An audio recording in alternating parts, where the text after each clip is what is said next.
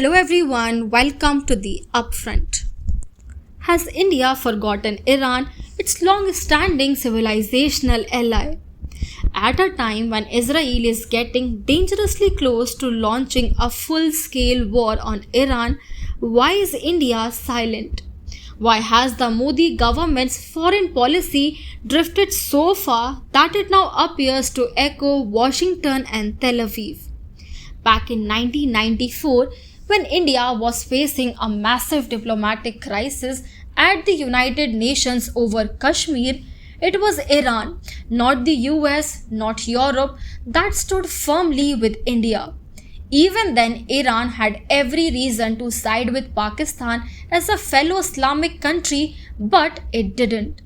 Why? Because it valued the deep-rooted historic, cultural and civilizational ties with India, ties that go back over 5,000 years. And yet today, when Iran is being bombed, when Gaza is facing genocide, India has nothing to say. This isn't just diplomatic silence, it's a loud statement. A statement that India is no longer driven by principles or by historic friendships, but by power, politics, optics and fear. Let's go back to that crucial year, 1994. At a time when the Organization of Islamic Cooperation was preparing to censure India on Kashmir, it was Iran under President Rafsanjani that blocked Pakistan's resolution. How? Because then External Affairs Minister Dinesh Singh, despite being severely unwell, flew secretly to Tehran. Iran received him with full honors. In just a few quiet hours, he secured Iran's support, and India was saved from a major international embarrassment. That's what diplomacy used to mean. Compare that to today, Israel has launched brutal attacks in Gaza. Thousands of civilians have been killed. When the world asked for a ceasefire at the United Nations, 149 countries voted in favor. India didn't. India abstained. When South Africa took Israel to the International Court of Justice, accusing it of genocide, countries like Mexico, Libya, and Colombia joined. India didn't.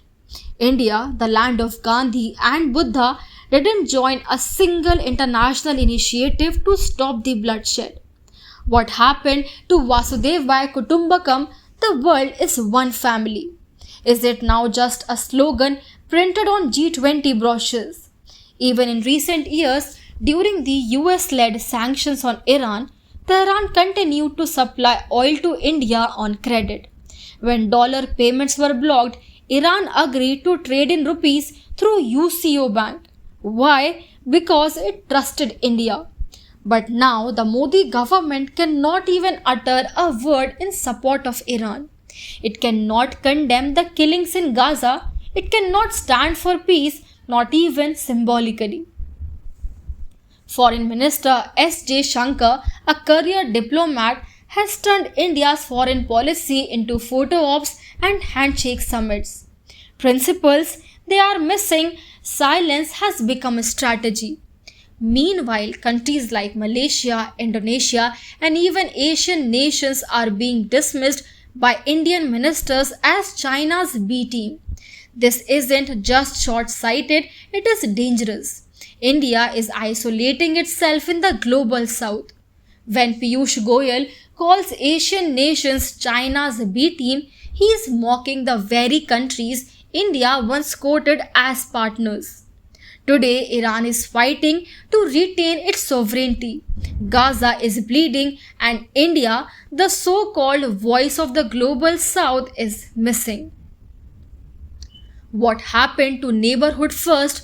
What happened to strategic autonomy? When Prime Minister Modi invited SAARC leaders to his 2014 oath-taking retake. When Prime Minister Modi invited SAARC leaders to his 2014 oath-taking, it was hailed as a diplomatic masterstroke.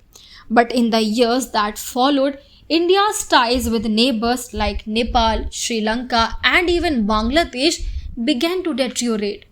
How did India go from being the regional leader to being diplomatically sidelined?